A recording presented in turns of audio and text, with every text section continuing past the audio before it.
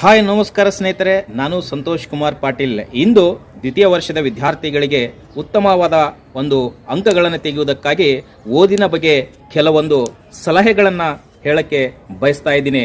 ಮೊದಲನೇದಾಗಿ ಬೇಗನೆ ಓದುವುದಕ್ಕೆ ಪ್ರಾರಂಭ ಮಾಡಿ. ಏಕೆಂತಂದರೆ ಪರೀಕ್ಷೆಗೆ ಮುನ್ನ ನಾವು ಓದುವುದಕ್ಕೆ ಬೇಗನೆ ಸ್ಟಾರ್ಟ್ ಮಾಡಿದ್ದೇವೆ ಆದಲ್ಲಿ ಮುಂದಿನ ದಿನಗಳಲ್ಲಿ ಪರೀಕ್ಷೆಗೆ ಮುನ್ನ ಮತ್ತೊಮ್ಮೆ ನಮಗೆ ಪುನರಾವರ್ತನೆ ಅಂದರೆ ರಿವಿಷನ್ ಮಾಡುವುದಕ್ಕೆ ಅವಕಾಶ ಸಿಗುತ್ತದೆ. ಎರಡನೇದು, ನಿಮ್ಮನ್ನು ಸಂಯೋಜಿಸಿಕೊಳ್ಳಿ. ಪ್ರತಿ ದಿನ ಎಷ್ಟು ಭಾಗವನ್ನು ಓದಬೇಕೆಂಬುದನ್ನು ಒಂದು ಕಾರ್ಯಸೂಚಿಯನ್ನು ಮಾಡಿಕೊಳ್ಳಿ. ಇದರಿಂದ ಏನಾಗುತ್ತದೆ ಅಂದರೆ ಓದಿನ ನಂತರ ಉಳಿದಂಥ ಸಮಯವನ್ನು ಮತ್ತು ಬೇರೆ ಸಬ್ಜೆಕ್ಟಿಗೆ ಕೊಡೋಕ್ಕೆ ಅನುಕೂಲವಾಗುತ್ತದೆ. ಔಟ್ಲೈನನ್ನು ತಯಾರಿ ಮಾಡಿಕೊಳ್ಳಿ.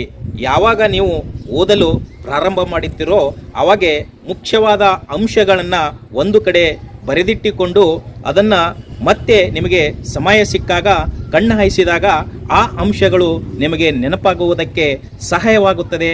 ಅದಕ್ಕೆ ಔಟ್ಲೈನನ್ನು ತಯಾರಿ ಮಾಡಿಕೊಳ್ಳೋದು.